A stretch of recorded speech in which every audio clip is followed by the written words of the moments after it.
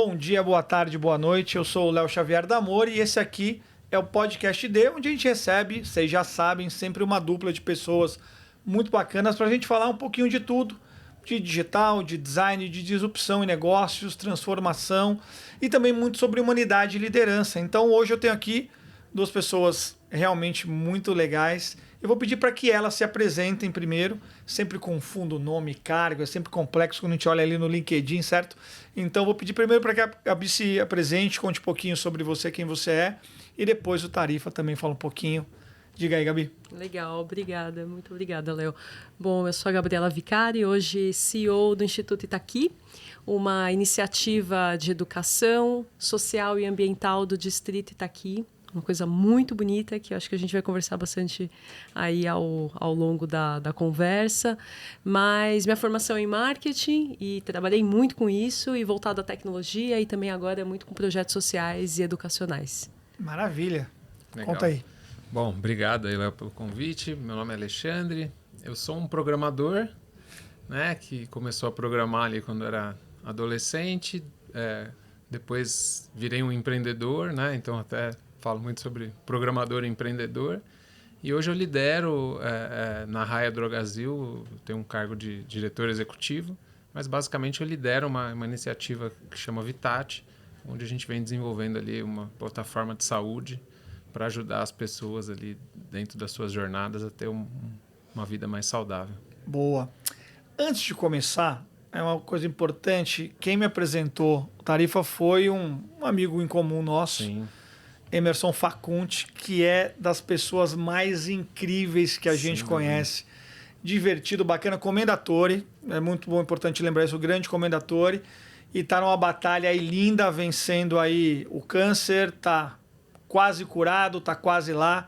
Então um beijão pro nosso comendatore maravilhoso. E ele vai ser convidado aqui também, porque ele tem muita história para contar. É uma das pessoas mais fantásticas que tem e, sem dúvida, ele tem que estar aqui um dia para compartilhar a história dele. Ele é demais. E o engraçado é que ele é aquela pessoa que cada vez que você encontra, ele te conta uma história nova incrível. Não uma historinha. Uma história absurdamente incrível e nova.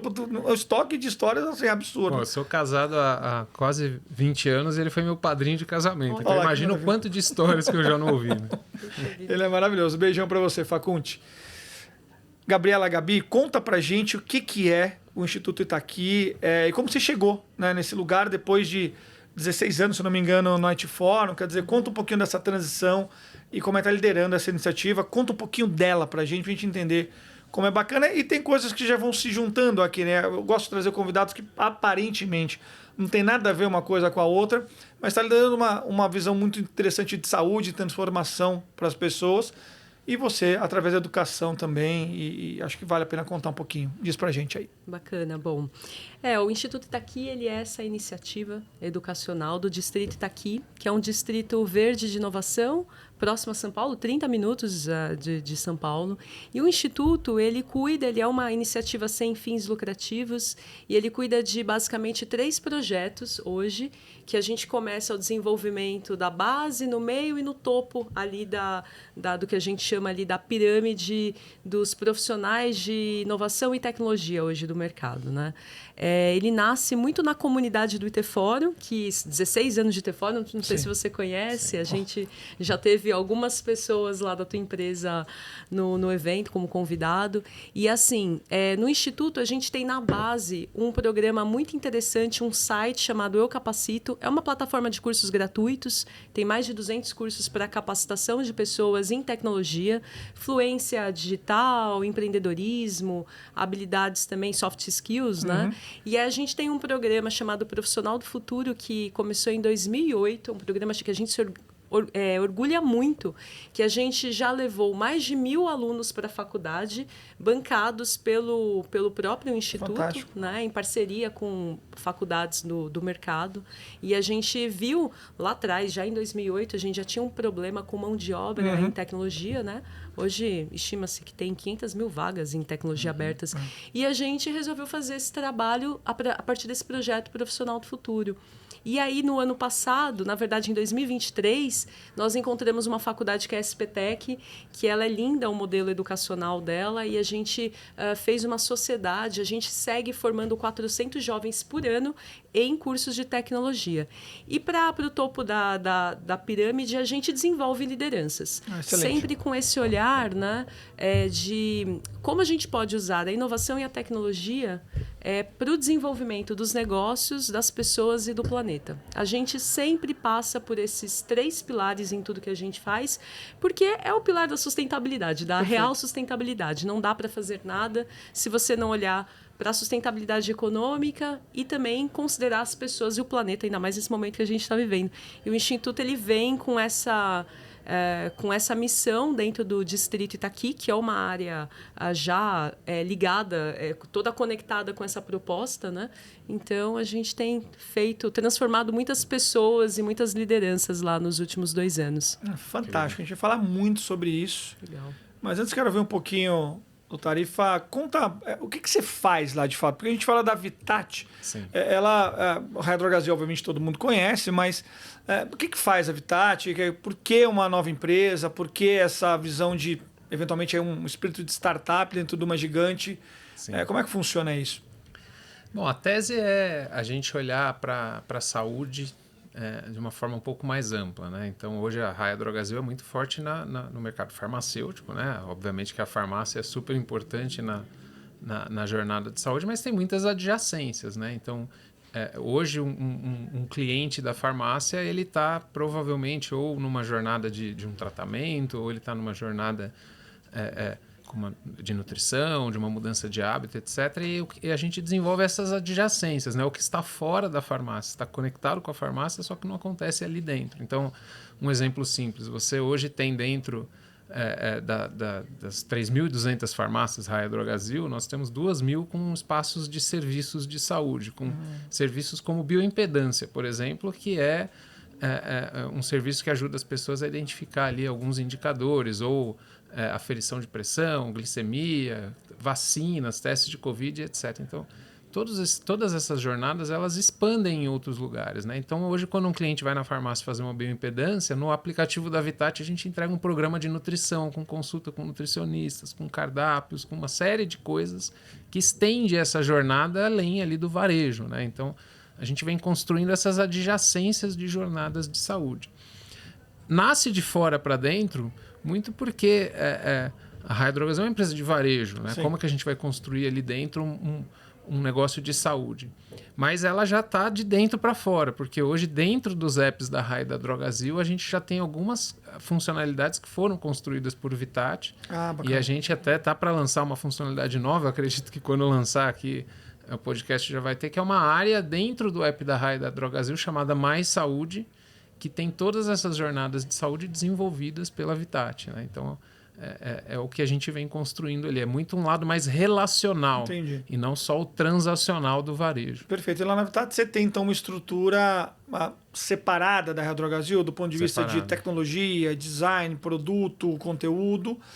E como é que funciona essa relação? Então, você tem uma estrutura e como que é a relação dela, primeiro, contigo como liderança, e para até conectar um pouco com o Itaqui também, como é que tem essa complexidade ou não de construir esses times? A gente teve, obviamente, durante a pandemia, um desespero, né, de digitalização, os inchaços enormes das estruturas. Agora, 23 para 24, talvez de maneira também irracional, um desinchaço aí das estruturas, os layoffs e tudo mais. Como é que está esse balanço aí de profissionais e necessidade aí de construção de times nesses ambientes de produto e pensamento digital? A Vitat, ela nasceu da aquisição da empresa que eu fundei, né, que era a TechFit. Então, ela entendia que ela precisava de uma cultura um pouco diferente, de um ambiente com mais agilidade, porque a Raia Drogasil é uma empresa extremamente madura no que ela faz hoje. Né? Então, ela é faixa preta em varejo farmacêutico. Mas ela não é faixa preta em jornadas digitais de saúde. Perfeito. Ela é faixa branca. Então, ela comprou a TechFit e nós fomos integrados ali para construir numa cultura diferente, num modelo de descoberta de produto completamente diferente. Né? Então, quando você tem uma organização madura, criando um produto que ela não tem, né, track record, ela tem que buscar formas diferentes de fazer. É o que a gente vem tentando. Então, é uma startup, obviamente, que super integrada à companhia, mas que tem que ter muito mais agilidade, que tem que ter um processo de discovery muito mais profundo, porque a gente está buscando Product Market Fit. Né? Exato. A farmácia já tem Product Market Fit, né? Então são coisas bem diferentes ali que a gente vem tentando construir. Boa.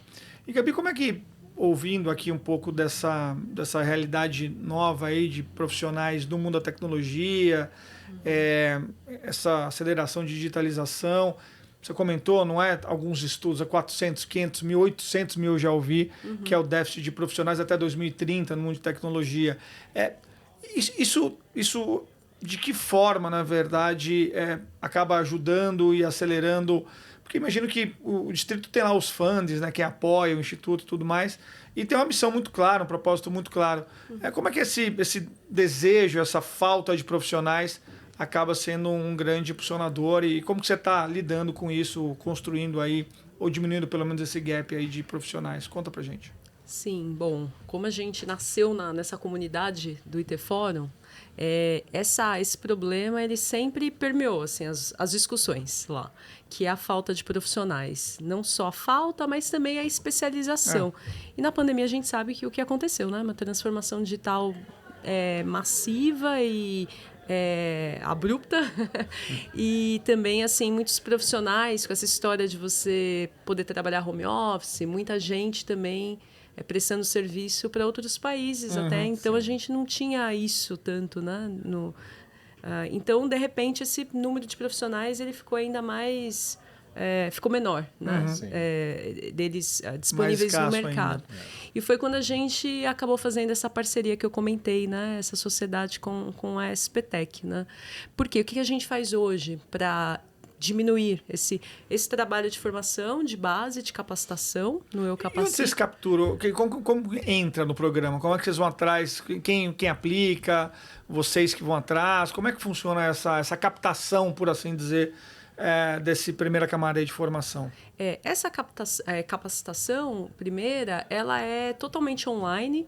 Então, a gente divulga muito os nossos cursos a partir do próprio Eu Capacito, com trabalho de assessoria de imprensa, mas também por meio dos nossos parceiros que colocam cursos lá. Porque o Eu Capacito é assim, qualquer empresa que tenha cursos de capacitação técnica, ela pode colocar esse curso lá na plataforma, né? E a gente faz todo um trabalho de divulgação e a gente já capacitou mais de 2 milhões de pessoas. É muita gente, né? Então, começa por essa base. Mas, assim, nós temos cursos lá de 10, 15 minutos a 50, 100 horas. Entendi. Então, depende muito da trilha que o usuário ele quer trilhar, que ele quer seguir, né? Já no meio ali da pirâmide que eu falei, a gente tem uma meta de formar 10 mil profissionais nos próximos 8 anos. Foi uma meta que a gente se colocou, né? E o modelo da escola, da faculdade SPTech, o aluno, ele no primeiro ano, ele não paga nada da faculdade. Não é que ele gera uma dívida, ele simplesmente não paga, né? E aí, a partir do segundo ano, ele começa a estagiar em alguma das empresas parceiras da comunidade do IT Fórum. E aí, com o dinheiro do estágio, ele consegue pagar a faculdade e segue ali. Então tem uma coisa de empregabilidade também, no final das contas. Não é só formação, é acesso ao mercado, acesso ao emprego. Totalmente. Geração de renda. Sim, porque a gente acredita que, assim, primeiro, para transformar a vida de pessoas ali que não tinham nem a tecnologia como uma carreira como referência para ela, né? Isso é muito comum. A gente pergunta para as pessoas até... Agora acho que vem mudando um pouco, mas o que você quer ser quando crescer? É difícil, né? Falar programador, né? Muito difícil. Sabe que meu filho de 13, o Joca, ele fala que vai ser programador, desenvolvedor. Ele fala. Os aplicativos, os jogos acabaram trazendo especialmente os jogos, disso. no caso dele. E aí a gente faz com que promove isso, né? Para que as pessoas, esses jovens, eles queiram estudar tecnologia e a gente promove a empregabilidade. Então, é um trabalho profissional do futuro, ele trabalha muito a educação, o empoderamento e a empregabilidade. Porque você também precisa trabalhar muito a autoestima para que ele termine a faculdade. siga a faculdade, conclua a faculdade, trabalhe numa empresa que às vezes nem estava no radar. Exatamente. E com o nosso ecossistema, essa comunidade forte que a gente desenvolveu há mais de 25 anos, a gente consegue empregá-lo, né? E acompanhar esse desenvolvimento dele. Então, assim, são histórias lindas que a gente tem lá. Como fica a camada do soft skills? Você falou no comecinho, né? Porque e eu lido lá com a vida inteira com tanto de desenvolvedores, né? Sim, é super desafiador. Você também, então, acho que tem um aspecto técnico, sem dúvida nenhuma, que, puta, a linguagem muda, IA agora tá mudando tudo, daqui a pouco a gente fala de IA um pouquinho. Mas a gente, por exemplo, ali na Amore, a gente tem uma psicóloga organizacional, a Gabi também, Gabi Oliveira, de Fortaleza, que ela é uma psicóloga que tem como grande missão garantir equilíbrio saúde mental e para além disso, desenvolver um tanto de soft skills que a gente vai identificando ao longo dos processos ali de avaliação do time, que são alguns hiatos, alguns gaps de fato ali de habilidades. E a gente tem percebido, curiosamente, com os clientes, né, que a gente atua, que as dores mesmo, de uma maneira geral, a gente atuou juntos, inclusive, estão muito mais nos temas sociocomportamentais do que nos temas técnicos. É curioso isso.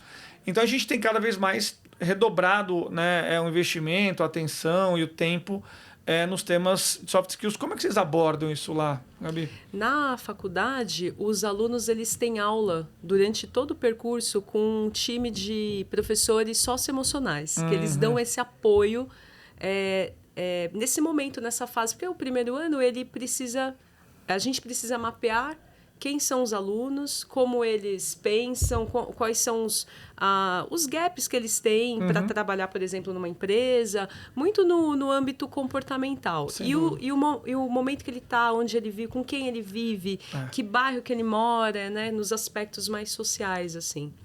E aí, esse primeiro ano, tem esse mapeamento do aluno e o mapeamento da empresa também, porque quem decide ali, o professor, né? o aluno que...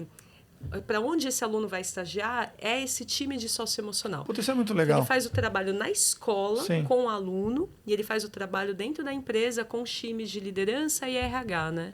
E aí depois, esse aluno ele é acompanhado até a conclusão da faculdade, até o final do curso, por esse time. Porque tem dificuldade. Eles vão encontrar muitas dificuldades. Quando você junta... A gente lembra, né? Não sei se eu, pelo menos quando eu comecei a estudar e trabalhar junto, meu Deus, que aconteceu uma confusão, né? Você quase abre mão de tudo. Você quer desistir de alguma coisa. E aí esse time, ele vem com esse apoio mesmo, sabe? Sim. E aí para a empresa é ótimo, porque a empresa precisa também fazer esse trabalho, isso não tira a responsabilidade da empresa acompanhar esses estagiários, mas a escola, a faculdade também acelera bastante esse processo. Boa. E com o seu time lá, óbvio, eles vieram ainda... Vale a pena contar um pouquinho não, pode contar um poucão da sua história empreendedora. Vamos começar por ela, na verdade. Vamos mudar aqui o roteiro. Conta um pouquinho da história empreendedora, que eu acho que é muito bacana. E no final, eu quero que vocês já respondam. Vou já encaixotar 2 perguntas, eu já volto para você, Gabi, que é... Como tem sido a transição também desse mundo empreendedor, executivo? Eu tive a minha experiência, foi um pouco mais traumática, eu imagino, que a sua, pelo que a gente já conversou.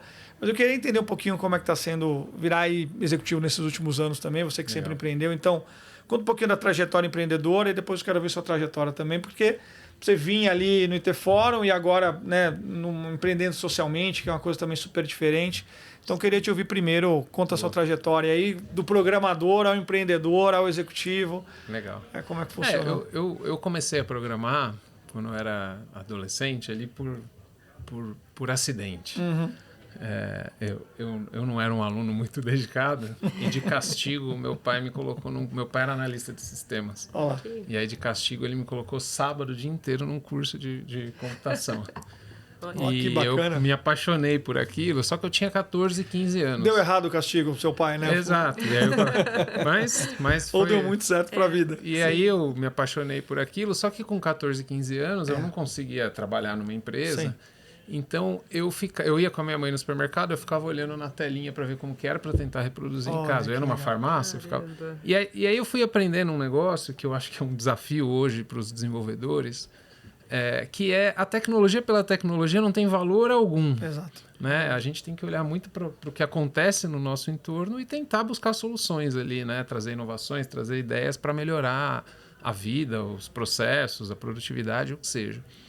Então eu sempre tive esse incômodo, mas eu comecei a minha carreira no modo tradicional. Fiz faculdade de ciência da computação, fui trabalhar na Deloitte, que era uma multinacional, e fazia sistema para a empresa. Sistema, né? Que hoje a gente chama de produto, naquela época a gente chamava de sistema. Sistema de faturamento, sistema de contabilidade, sistema de controle de serviços e tal. E aquilo, né, era interessante, tinha ali a sua função, mas eu falava, putz, dá para fazer mais, né? Será que não dá para pegar isso e colocar, né, em outros lugares? E aí surgiu... trabalhei muitos anos, né, no ecossistema mais de consultoria, fazer sistemas para grandes empresas. Depois eu fui trabalhar em consultoria, fiz sistema para tudo que é banco, não sei o quê, mas não tinha essa história. Até que veio a internet.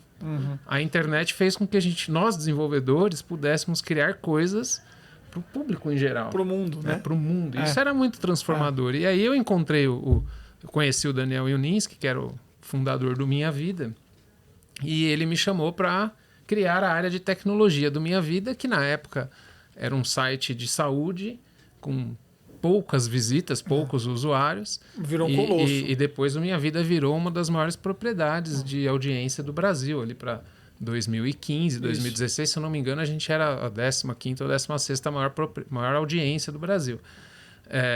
Então aquilo para mim foi a chance do código que eu fazia virar uma coisa muito mais útil para a sociedade ali, né? Então minha carreira de desenvolvedor ela foi muito nessa linha de ser um cara técnico que depois percebeu que esse lado técnico podia impactar muito mais as pessoas. E aí, né, dentro do Minha Vida, a gente criou o Minha Vida gerou, né, uma série de ativos ali para gente. Depois a gente também criou muitos aplicativos de nutrição que tiveram muito... Diet Saúde foi um produto que a gente criou com muito impacto. Depois o Tecnonutri, que até hoje é um principal aplicativo de nutrição do Brasil. Então, o lado desenvolvedor de pensar mais nos problemas e tentar trazer soluções para as pessoas foi o que me estimulou muito mais a empreender versus o mundo tradicional ali corporativo. E nesse período eu sempre falava, inclusive, eu nunca vou voltar a trabalhar numa empresa grande. Falei isso muitas vezes, né? Essa língua tá queimada. Exato. Então. Só que em 2017 a gente vendeu Minha Vida para uma empresa chamada Webidia. Isso. E quando a gente vendeu Minha Vida, a gente ficou com alguns ativos ainda que a Webidia não comprou. E ficou com metade da empresa. Então, metade da empresa a gente vendeu, metade ficou. Nessa época o Daniel saiu e eu assumi como CEO. Mas eu era o CTO da empresa, o cara de tecnologia, né? Que tem dificuldade, né, de lidar, às vezes, com situações. E quando a gente vendeu Minha Vida e ficou com a TechFit, tive que reinventar, reconstruir a empresa. Em 2019, a gente estava num ano muito incrível de crescimento. A gente criou um produto dentro do Tecnonutri que crescia assim absurdamente, e a nossa empresa sempre foi uma empresa de geração de caixa, de geração de valor, e a gente captou uma rodada de investimento com a Globo Ventures, fez muita mídia em TV. Sim. Então o nosso produtinho ali, nosso aplicativo de nutrição que ajudava as pessoas, estavam lá crescendo pra caramba, chegando, acho que a gente passou 25 milhões de downloads no Tecnonutri, assim, um volume muito grande. E no meio da pandemia veio a Raia Drogasil, com o propósito da TechFit e do Minha Vida muito sempre foi de alinhado. Democratizar a informação de saúde e bem-estar para a população brasileira. O Brasil é um país que tem muita dificuldade de acesso a profissional de saúde. Até hoje, imagina, 20 anos atrás. Começou em 2004. A gente ainda tem 500 mil médicos para 210 milhões de pessoas. Especialistas nem se fala. A gente está, inclusive, vivendo uma das maiores crises da história de acesso. Tem estados do Brasil que demora mais de 1000 dias para você fazer uma consulta. Não é um transplante de coração. Consulta. É uma consulta para, às vezes, renovar uma receita de um medicamento de uso contínuo, por exemplo. Então, é super desafiador esse setor, né? Então, a Raia Drogasil tem uma ambição de ser o grupo que mais contribui para uma sociedade mais saudável, e foi isso que juntou ali as visões, e a gente entendia que ali poderia potencializar ainda mais, porque o propósito é muito grande. Sim. Essa jornada nossa, a minha jornada principalmente como executivo, ali é um intraempreendedor, porque eu estou dentro de né, eu cuido de de um espaço pequeno. A Hydrogás, eu brinco, ela tem 60.058 funcionários. Os 58 somos nós. Então, é uma adaptação, sem dúvida, né? Tem as limitações, né? Tem um desafio de, às vezes, ter mais recurso do que precisa. Sim. E isso atrapalha. Né? A inovação vem muito, às vezes, né? Da falta de recurso, da criatividade, né? Então, enfim, mas a gente vem, não só eu, né? Os meus 2 sócios, a Marina e o Rodolfo, que também vieram de TechFit, continuam comigo até hoje e muitas pessoas que saíram da empresa ao longo do tempo voltaram para cá. Então, a gente vem construindo ali dentro da RD, mesmo sendo essa empresa gigantesca, a gente consegue fazer bastante coisa ali, trazer algumas inovações. Super bacana. Muito boa essa trajetória. A minha já foi um pouco mais complicada, mas fica para outro episódio, eu conto, mas está tranquila, mas foi bom também ser de empreendedor para executivo, voltei a empreender, tá tudo na boa. Sem dúvida. E você, 16 anos de T-Fórum, conta o que foi essa jornada lá? Que você estava no marketing, certo? Sim. E conta como é que é uma mulher no marketing, numa grande organização, instituição, para o mundo de tecnologia, muito masculinizada também, mas ao mesmo tempo super crescente, né? Já falando dos anos 2000, como é que foi essa experiência? Conta pra gente. Bom, eu sempre trabalhei com marketing em empresas de tecnologia, assim, desde o começo. O meu primeiro estágio foi na Mandic. Olha lá. A gente fazia campanha de assinatura dial-up. Aí sim. Imagina, sim. Né? Pregava CD. Olha lá. Era uma coisa maluca. Tive o prazer de conhecer o Alexander Mandic também. Gênio. Então eu ingressei minha carreira nessa história, né? Então esse mundo masculino era muito, muito comum para mim, mas no marketing você sempre encontra ali também uma presença feminina forte. Claro, tive todas as dificuldades que qualquer mulher num cargo de liderança teve, né? E se masculinizar para entender para conseguir jogar o jogo, né? E depois perceber que não é esse o caminho, enfim, mas contando um pouco da trajetória profissional, eu passei por algumas empresas, distribuidoras, revendas de tecnologia, mas até que eu cheguei na IT-Media na época, que hoje é o grupo, que é o Itaqui, né? E na IT-Media eu trabalhava com eventos, com os portais de notícia e com as premiações voltadas à tecnologia. A gente também tinha uma unidade de Saúde Business Forum, enfim, vários eventos também para o público, né? Mas a gente voltou para a tecnologia e a gente passou por muitos setores e depois a gente voltou e se estabeleceu em tecnologia. E o IT Fórum foi aí a grande plataforma, porque é muito mais do que um evento. Tem os 2 encontros na Bahia por ano, são encontros que a gente conecta 1.000 pessoas, líderes de CIOs, CTOs, que compram tecnologia com a indústria que vende tecnologia. E a gente faz isso num modelo bem disruptivo, porque ele passa por conteúdo, relacionamento e negócio. A gente envolve as famílias numa agenda paralela. Então, é um evento muito bonito. Mas a gente dá sequência também o ano todo a partir dos nossos portais, nosso portal de notícias. A gente realiza premiações no setor. Então, sempre essa comunidade ela fica ali em contato o ano todo, né? E por 16 anos eu fiz isso. Eu fui evoluindo minha trajetória na empresa, me tornei gestora, diretora, sócia do grupo, até que chegou um momento que na pandemia talvez tenha sido o momento mais disruptivo assim, para a empresa, porque o nosso evento, imagina, setor de eventos foi o primeiro... Exato. Primeiro a parar, o último a voltar, né? Então, a gente teve que se reinventar, fazer o IT Fórum, não deixar a comunidade sem isso, até porque era um momento com muitos desafios para os CIOs, né, principalmente, porque, pensa, você liderar um projeto de transformação digital abrupto em 30 dias. Colocar 30 mil pessoas para trabalhar. A maioria nem tinha... Um monte de funcionários que nem tinha computador, laptop, sabe? Então, assim, os CIOs, eu lembro que, assim, muitos casos de burnout, assim, a gente falava com alguns CIOs, eles choravam. Falavam assim, eu não durmo há anos. Mas essa sensação, assim, de ter que virar tudo com muita rapidez, muita velocidade. Sim. E a gente falou, não dá para não fazer o IT Fórum. Como assim? Esse ano, 2020, né? Então, no momento que todo mundo, a gente via os grandes players de eventos do mercado desmarcando o evento, remarcando, jogando para frente, exatamente. Não, a gente vai ter que fazer. E foi quando a gente conseguiu digitalizar o nosso modelo. Então, nós realizamos mais de 3.000 reuniões online, one-on-one, né? Então, a gente desenvolveu uma plataforma toque de caixa para que essas reuniões acontecessem. A gente fez toda a experiência de conteúdo ao vivo também, então os palestrantes entravam lá nos estúdios e fazia a apresentação coisas incríveis com troca. também, né? Assim, é isso, né? Da confusão surgiram também novos formatos incríveis também. O caos do caos, exatamente. Totalmente. E a parte de experiência, a parte relacional, que era nosso maior desafio, né? Porque, por exemplo, a gente tem uma atividade dentro do IT Fórum que é uma costela, que a gente faz um churrasco, uma costela desde a edição 1. A gente mandou a costela congelada a vácuo e todo mundo recebeu. A gente fez uma live de preparo da costela. Então, assim, tudo que dava degustação de vinho, a gente mandou as garrafas de vinho e incrível, entrava. Né? Então, foi um negócio maravilhoso. E a gente...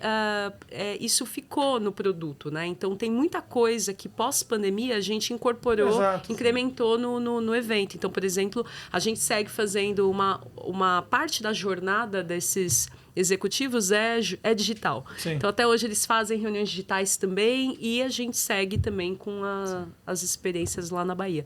E depois de tudo isso, depois dessa tantos anos de imersão no IT Fórum, construindo esses produtos, disruptando também o produto e o modelo, aí surgiu a história do Itaqui, que já era uma área do fundador, né, do Adelson, que ele olhou no meio da pandemia e falou, gente, a gente já tem uma trajetória longa na história do social, né, do Instituto Itemídia, que virou Instituto Itaqui. Tinha um desejo nosso de muito tempo de entrar na área educacional, né, de realmente formar pessoas, empregar também, né, e fora todo o restante, né, você gerar experiências memoráveis em contato com a natureza num lugar muito único, né.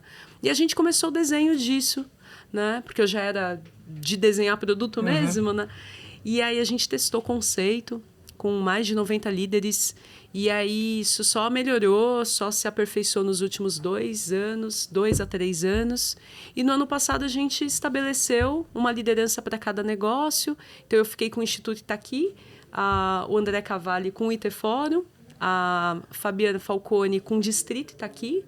E a gente tem também uma iniciativa que é IT Invest, que está hoje também com a Fabi. Então a gente tem seguido dessa forma e está sendo um prazer, assim, inclusive convido vocês para conhecer o espaço, é lindo e dá para fazer muita coisa juntos também. Vamos sim, com certeza. Mas foi isso aí, Léo. Eu queria voltar aqui para o Facunte, a gente falou tanto de soft skills, você foi programador por acidente, sempre trabalhou formando um tanto de programadores e desenvolvedores também. O que você sente o que falta de soft skill hoje, dos profissionais com que você trabalha, ou que você vem trabalhando, que tivesse escolher isso aqui, eu tivesse uma pílula mágica, eu quero que todo desenvolvedor, programador saia de fábrica com essa soft skill. Qual seria? Bom, Léo, eu trabalho nessa coisa de formação de desenvolvedores há muitos anos, né? A gente estava até aqui conversando do Facunte, né? Foi um cara que lá atrás eu conheci e a gente criou várias comunidades e tal. E acho que o grande desafio hoje é um pouco uma falta de ambição do que está sendo construído ali, né? Eu acho que hoje o desenvolvedor ele tem muito poder. Sim. Ele tem um cinto do Batman ali com muitos poderes de mudar o mundo, de melhorar um monte de coisas que a gente tem. Só que o modelo hoje que a gente tem nas empresas, o modelo que a gente tem hoje de construção de produto, o desenvolvedor é lá o final da cadeia, lá na ponta. Então já passa por um monte de gente. Já passou por design. Passou pelo PM, pelo PD, pelo não sei o quê, pelo cara de negócio, pelo stakeholder, pelo não sei o quê. E aí chegam para ele e falam, faça isso aqui, né? E aí ele vai lá, acomodado também, né? De estar nesse modelo, vai lá, faz o cardzinho dele e devolve e vai para o próximo. É muito pouco. Né? Pelo poder hoje que a gente tem, né? Eu acho que esse inconformismo e essa ambição a gente precisa conseguir pôr na cabeça dos desenvolvedores, porque a Google Play, a Apple Store, as lojas de aplicativo foram feitas para os desenvolvedores. É verdade. Elas não foram feitas para as empresas. Exatamente. Elas foram adaptadas para as empresas. Né? Hospedar um site na internet, qualquer desenvolvedor vai ser capaz de fazer. Né? Então, essa ambição, essa falta de... E se a gente olhar também globalmente, grande parte das startups também de sucesso e de insucesso também nascem de desenvolvedores. Nascem da turma de tecnologia, né? Que está estudando tecnologia e desenvolvimento. O que a gente muda, então? Como que a gente muda na formação? Como que a gente coloca isso? Talvez mais até do que um conformismo que você falou é muito bacana, não é? Porque então, o cara chegou lá na empresa gigantona, tá aquela esteira gigante, ele tem... faz o trabalho dele, no final do dia, o que você falou, também programa por um lá para fora, o duplo, terceiro emprego é uma realidade absurda também que a gente enfrenta. Então, como é que a gente talvez consegue transformar isso, talvez ali na formação? Como é que você vê isso? Eu acho na formação, na liderança. Acho que a liderança tem que olhar, tem que ver toda essa esteira, entender, motivar, explicar o que ele está fazendo ali, né? Dar uma boa dose de conexão com o propósito, né? Tanto se fala disso, né? Mas eu acho que o desenvolvimento também com soft skills, assim, sabe?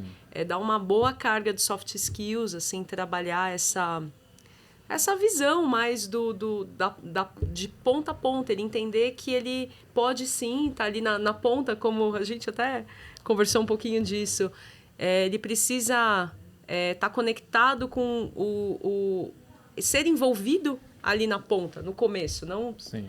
É que a gente falou do começo e ponta, eu fiquei... o que é a ponta é o final. O que é a ponta é o final, né? Mas é porque realmente, pensando na esteira longe da lógica... ideia, né? Do momento de ideação.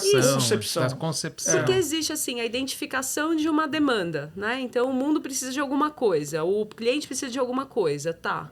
Aí, geralmente, isso está na mão de um time... que não inclui o desenvolvedor. Né? Porque a lógica Só que no final é ele que vai desenvolver. Exato. Então ele precisa ser envolvido, talvez em todo o processo, ou ter amigos, né? Representantes Sim. ali com esse olhar mais... porque eu acho que é o maldito do Agile, tá? Deixa eu dar minha opinião. É o maldito do Agile. Porque no final das contas você construiu as benditas das squads.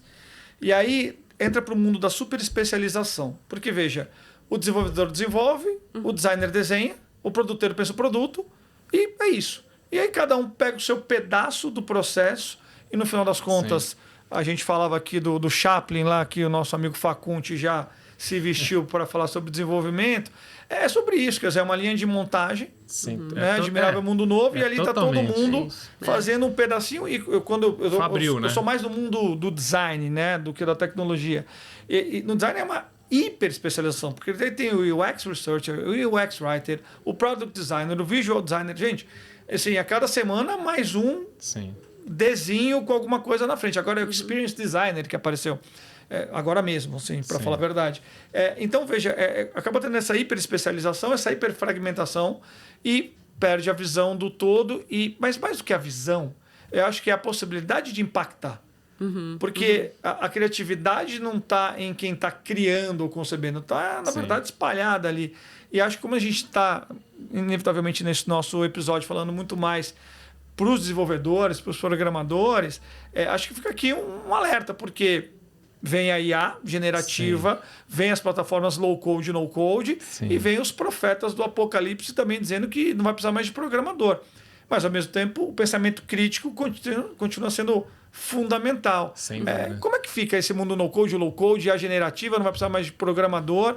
É um mau negócio, é um bom negócio, e daqui vai mudar tudo agora, não vai ter mais para desenvolvedor. O que a gente faz aqui, gente? O que é esse novo mundo? Olha, esse modelo que a gente está criticando aqui, né, que você trouxe, né, das squads, né, que na verdade deveria ter um papel mais multidisciplinar e não tão especializado, etc. E esse modelo do desenvolvedor está muito ali no final da história. Com AI não vai funcionar jamais. O modelo de desenvolvimento de produto, eu chamo de produto transacional, né? Que é esse produto que a gente constrói hoje, que é uma UX, provavelmente com uma regra de negócio fazendo CRUD no banco de dados lá, que é inserindo, dando update ou deletando um dado no banco de dados. Isso é 99% das aplicações são isso, né? Quando a gente fala de AI, Mudou tudo. Muda tudo a forma de conceber produto. Isso. De conceber ideia. De entender como eu vou resolver aquele problema. E quem é o profissional com soft skill e com habilidade mais próxima de conseguir chegar nisso é um desenvolvedor. Sem dúvida. Então, se o desenvolvedor está lá no final da ponta, você nunca vai conseguir usar AI. Porque quando ele levantar o dedo e falar assim, gente, do jeito que vocês estão pensando, dá para ser de ponta cabeça, né? Ou esse é o problema, funciona. Só que funciona muito mais limitado aonde você podia fazer. Então, com AI não vai funcionar. Sim, a AI vai mudar completamente a forma de desenvolver software. Completamente. Ponto. Vai precisar de muito menos linhas de código. O que um programador faz é entender uma necessidade, escrever uma linguagem e explicar para o computador. Com as AI generativas e etc., vai mudar esta interação. Mas vai continuar precisando explicar. Vai precisar... Para AI generativa, o que precisa ser feito. Continua sendo preciso explicar. Não necessariamente com 1 milhão de linhas de código. Exato. A quantidade de linhas de código vai mudar, mas o que você precisa... A lógica, a ideia, a solução, a visão de solução de problemas. Uma das habilidades de um desenvolvedor é a capacidade de resolver problemas. Quando eu comecei a trabalhar... O que hoje chamam de desenvolvedor full stack era o analista de sistemas. Ele mesmo. Só que o analista de sistemas era muito mais full stack do que um full stack hoje, porque ele sentava do lado do cliente para entender a dor dele, escrevia o documento de requisitos, não sei. É mais por este lado. Né? Então, se o programador não tiver lá no começo, e se ele não tiver, né, uma formação, as habilidades para isso, ele também não vai conseguir. Então, eu acho que vai mudar tudo. Eu acho que não é só o desenvolvedor que vai mudar tudo, é a forma de construir produto que vai mudar completamente. Sem dúvida nenhuma, porque veja, um bom programador com uma boa capacidade crítica de entendimento de negócio e produto, munido de motores de IA generativa, ele pode prescindir, nesse caso, de um PM ou de um designer, no final das contas. O bom designer, também com visão crítica, pode prescindir de um profissional ou outro. Então, talvez tenha uma dança das cadeiras aí ou um reset. Eu acho que é um reset. De habilidades, especialidades, de ordem lógica de pensamento. E como que vocês vão mudar isso lá? Já estão olhando para isso? Já é um tema? Já é tema e assim... Tem uma coisa chamada brasilidade que eu acho que a gente tem que explorar mais, que é uma potência que a gente tem que explorar mais porque, sim, a gente vai precisar, diante da tecnologia da AI, de criatividade, de análise de contexto, de pensamento crítico. Sim. Isso vem com bagagem, né? Com estofo, né? E quando você olha para o brasileiro, por exemplo, isso é estudo. Nós somos o povo mais diverso, ponto. Cientificamente comprovado. Sim. Isso é lindo, porque pensa assim, todo mundo fala a importância da diversidade nas empresas, porque gera inovação. Gente, o Brasil é um laboratório de inovação. Sim. Né? Só que o quanto a gente explora isso de fato, eu acho que a gente precisa, primeiro, ter orgulho disso, não ter aquela coisa da síndrome do vira-lata, né, que tanto se fala, mas reverter isso. Sim, se posicionar como somos uma potência social, uma potência ambiental também, e a gente, sim, consegue... Tem muitos casos de empreendedores, de programadores, de profissionais em todas as áreas que conseguem usar a escassez e reverter em abundância, que eu acho que isso que é o mais maravilhoso da criatividade, né? Da inovação, né? A criatividade que gera inovação. Lá no Itaqui, a gente fala muito dessa alma brasileira que a gente tem que honrar, sabe? Tem a história da jabuticaba. Conta a história da jabuticaba. Essa é boa. A jabuticaba, ela é uma espécie endêmica da Mata Atlântica, ou seja, só dá na Mata Atlântica, e ela... todas as vezes que as pessoas falam de um negócio, de um modelo que só dá no Brasil, de uma forma muito pejorativa, falam assim, isso aí é um brasileiro, isso aí só dá certo no Brasil, isso aí é uma jabuticaba. Exato. As pessoas usam essa fruta, coitada da fruta, deliciosa. É deliciosa. A jabuticabeira lá em casa, maravilhosa. Maravilhosa. E ela dá no tronco, ela é super diferente, ela é, enfim, super nutritiva. E lá no Itaqui, a gente tem mais de 150 jabuticabeiras. A gente faz toda noite, nos nossos programas de imersão para liderança, A gente faz a cerimônia da jabuticaba, que é um negócio super bonito, para falar dessa criatividade do povo brasileiro, do quanto a gente tem que se orgulhar disso, né? E o Q do Itaqui no logo é uma jabuticaba. Aí, ó. Orgulho da jabuticaba. O que dá para transformar um dia, então, é que hoje o termo usar jabuticaba está muito ligado a coisas negativas que só tem no Brasil. Excentricidade. Será que a gente não consegue criar coisas positivas e também vincular a jabuticaba? É isso aí. Né, as próprias a jabuticaba só tem no Brasil, porque só brasileiro consegue fazer esse negócio. Eles são tão incríveis. Que é uma coisa que a AI potencializa muito, é a velocidade de você transformar a sua criatividade em alguma coisa lá na ponta. Né? Porque tem muita gente que tem grandes ideias, mas tem dificuldade daí de executar, de colocar no ar, de conseguir dinheiro para construir, de conseguir montar um time que entrega, né? Quantas vezes a gente já viu isso, né? Então, com AI também, a gente provavelmente vai começar a ver esse tipo de pessoas conseguir chegar lá no final da história, né? Então... Ó, a gente vai sempre estourando aqui, mas tem algumas coisas que eu não posso deixar de ouvir de vocês ainda. Então, vamos lá. Eu quero ouvir de você, Gabi. Você contou ali pra gente, ano passado, que tinha histórias lindas de mudança de vida, de abertura aí, de oportunidades. Eu queria ver uma história linda sua.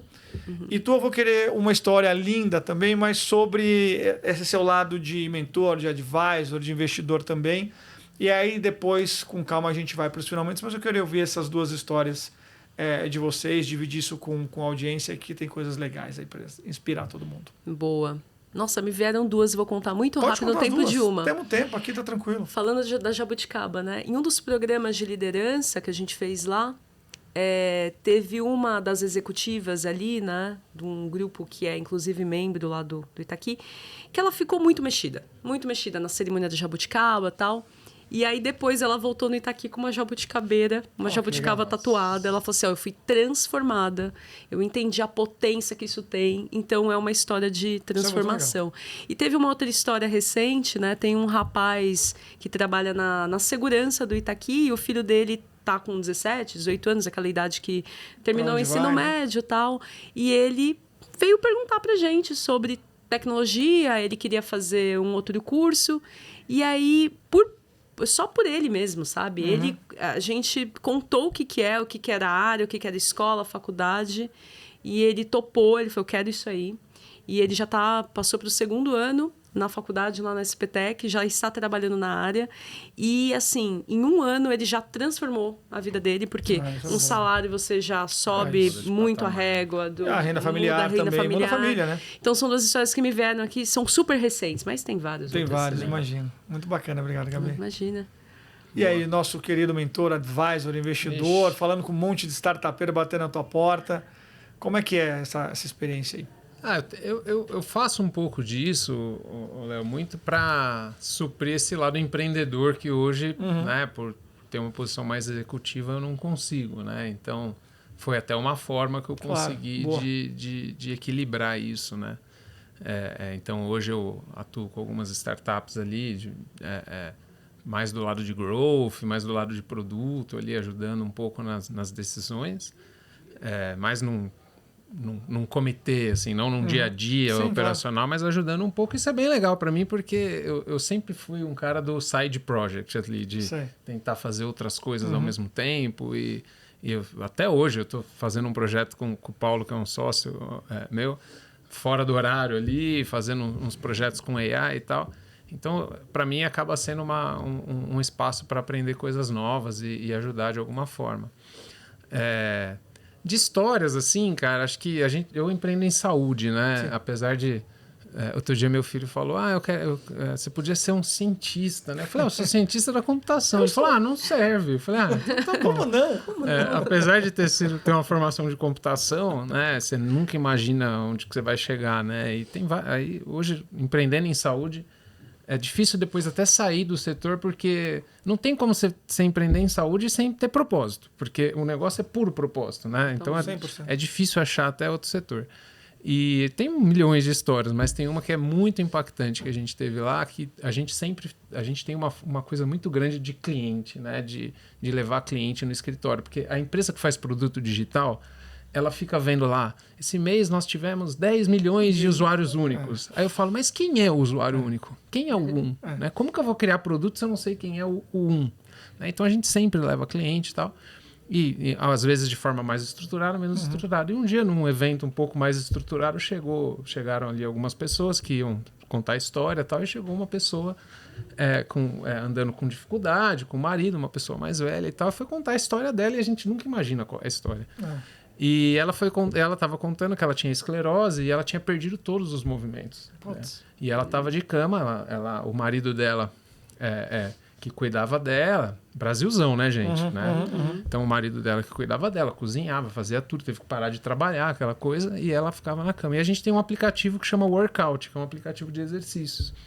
E ele é um aplicativo que super personaliza. Então, baixo impacto, alto impacto. Então ela foi lá, montou ali o plano dela. E ela fazia ali o plano dela, só que ela fazia em cima da cama de casal porque ela caía. Olha só. E na verdade, ela voltou a andar. Né? Ela chegou parecendo que ela tinha dificuldade, né? Ela não andava. E aí, no final, imagina ali aquele grupo de desenvolvedores, pessoas de design olhando e falando assim, eu não faço um app. É isso que você faz. Então, assim, por isso que eu acho que eu falei bastante sobre isso, né? O quanto que hoje, né, um desenvolvedor, uma pessoa de design, a capacidade que a gente tem de mudar de fato as vidas das pessoas. Isso é maravilhoso. Não é só sobre mudar um pouquinho. Não é o botão, não é sobre o botão. Não é sobre o botão, né? É tanta coisa que dá para mudar, né? Muito bom. E agora, indo para o final, eu vou atrás de uma provocação que esse senhor me fez quando ouviu outros episódios, que foi me pedir para quem vem aqui, para os convidados, para as convidadas, para dizer o seguinte, falamos aqui um blá blá blá do caramba, mentira, foi super legal, não foi blá blá blá não. Mas falamos bastante sobre vários assuntos, mas o desafio que o Alexandre Tarifa, que o Tarifa que eu chamo, me impôs foi, cara, acho que cada um poderia dizer, deixar ali um aprendizado, um recado, uma dica, o que for, para o que na segunda-feira, né, eu levo ali para o meu escritório, para o meu home office, para a minha vida, no final das contas. Então, essa é a pergunta. Do que a gente conversou aqui, da sua história no Itaqui, o que fica aí de dica, de recomendação, de aprendizado para aplicar na segunda-feira, Gabi? Depois eu quero o dono da provocação vai responder também. Boa. Eu acho que é uma reflexão o quanto o que você faz tem impactado não só nos negócios, mas as pessoas, o planeta, sabe?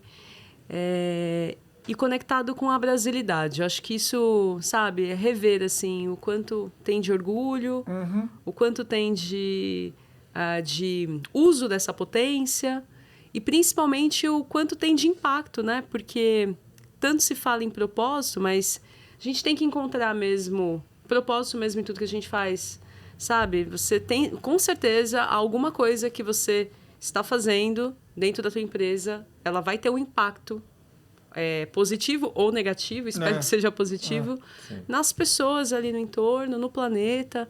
Então, reflita, sabe? Traga consciência a isso, porque a gente passa os dias muito alheio a isso tudo. Então, traga essa, sabe, uma consciência... medite sobre isso, sabe? Eu tenho falado muito sobre intencionalidade, fazer tudo com intenção. Porque eu acho que o propósito vai se banalizando. Isso, tudo tem que ter propósito. Aí virou meio sacanear, cheio de propósito, essa turminha cheia de propósito, que é uma babaquice. Então eu tenho falado muito sobre intencionalidade. Assim, sabe? Faça com intenção aquilo que você está fazendo, não é? Então, e para você, qual a intenção que eu tenho ao fazer isso? E aí vai te conectar com o propósito real, vai conectar com... né, o porquê que você está fazendo aquilo. Então eu tenho buscado muito para mim também, perfeito. mas para com todo mundo que eu falo assim, cara, tem que ter intencionalidade em tudo que você faz, assim, em tudo mesmo.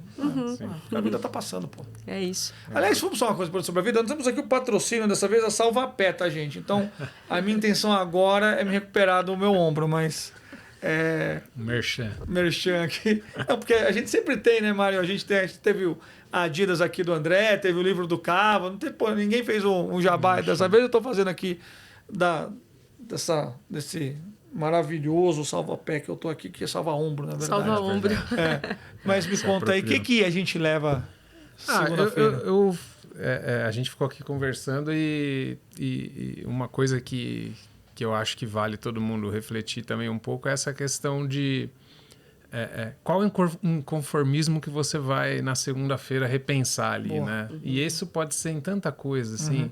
Eu, por exemplo, enquanto você falava, eu estava meio que pensando, por que eu parei, né, de me dedicar a essa coisa de compartilhar conhecimento? Eu que já fiz tanta coisa nos últimos anos, fiquei, putz, não é possível. Então, não vou nem esperar segunda-feira, porque está longe aqui ainda.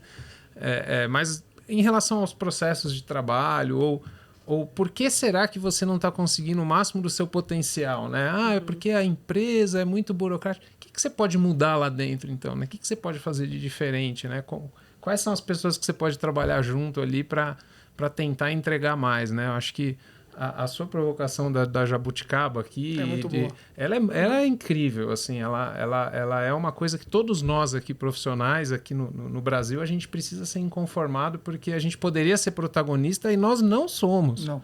Nós não somos.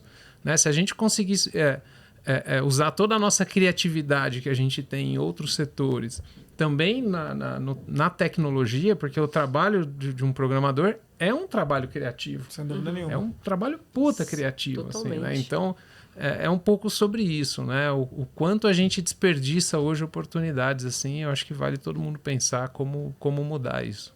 Excelente. E eu vou querer, então, uma diquinha. Pode ser um livro, pode ser um podcast. Você ouve muito podcast, eu sei. Pode ser um hobby. Assim, uma diquinha final para daquelas anuviadas, uma horinha aqui de bate-papo. E aí, para ir atrás de coisas legais, o que vocês recomendam aí para a nossa turma? Nossa, caminhada com observação ativa na natureza. Isso é legal. Caminhada, se conectar, mesmo em São Paulo, a gente que mora, né? Você mora perto. Que mora Logo perto. ali. Mas isso é muito bom, assim, acordar ou, enfim, qualquer momento que puder fazer, mas sair para isso. Não vai ouvir podcast, não vai... Os pássaros. Não, vai ter que se conectar com... Se contextualizar, entender, Sim. sabe? Pegar... entender o que está acontecendo, sabe? No mundo. Ouvir sei lá, nem que seja grito, que seja pássaro, que seja... moto, não tem problema, mas assim, esse momento de presença no cenário que a gente está inserido, né? Que é esse, e é ele que a gente vai ter que salvar, que a gente vai ter que encontrar soluções, né, para esse cenário. Então... Excelente. Legal. E você, Poxa, agora ficou difícil, né? Não pode podcast? Não pode sim, tô brincando, não pode. Assim, alguma dica assim de leitura, o que seja, um podcast. Né? Eu vou falar de um livro que eu li. Boa. Assim e tô enviesado porque foi muito recente. Tem um cara que eu sou muito fã desde que eu sou adolescente, que eu jogava tênis, e tem um cara que ele é pouco valorizado no Brasil pelo que ele fez, que é o Meligeni. Olha só. Porque ele é um cara que ele tecnicamente nunca foi incrível. Nunca foi brilhante, né? Nunca foi brilhante. Mas o cara, assim, e eu me identifico muito com ele por isso. O cara ele nunca desistiu de uma bola. Né? E recentemente ele lançou um livro que é mais ou menos sobre as melhores decisões são as que vêm do coração. E que conta a história dele com o pai dele. Eu me identifico muito porque ele perdeu o pai dele há pouco tempo, e eu perdi minha mãe há pouco tempo, então tem uma relação de história próxima, mas o livro é incrível porque dá para entender como ele chegou nesse espírito guerreiro ali, de brigar, de lutar, de ir até o fim ali, até o último ponto, né? Então foi uma leitura daquelas de terminar de ler o livro em 2 dias, sabe? Que você fica louco alucinado, assim. Então eu indicaria aqui para quem gosta desse tipo de leitura. Excelente, excelente. Eu vou indicar uma coisa também, é um canal no YouTube, olha lá que coisa maravilhosa. Chama Colors, que é muito bacana, que são artistas de várias vertentes musicais, sempre o artista principal num cenário que é uma cor chapadona, e ele faz uma performance ali, e é muito bem produzido, muito bem gravado, e tem muita coisa nova de música ali. Então, procura lá Colors, é muito legal, artistas novos, cada um com sua cor, cada um com a sua onda, cada um com o seu estilo. Então, vale a pena também. Fica aí. Legal. Música, livro, passeio, tá tudo certo. Gente, agradecer de novo, Gabi, foi muito bacana o papo. Muito obrigada, Léo. Jabuticaba, adorei. Tarifa, obrigado pelas provocações, por esse cara incrível e por, né, relembrar o nosso grande amigo Facunte. Sim. E obrigado para quem está aqui assistindo a gente, para quem está ouvindo também, a gente está em várias plataformas. Obrigado demais, esse é o podcast D, espero que vocês tenham curtido e até as próximas. Tchau, tchau.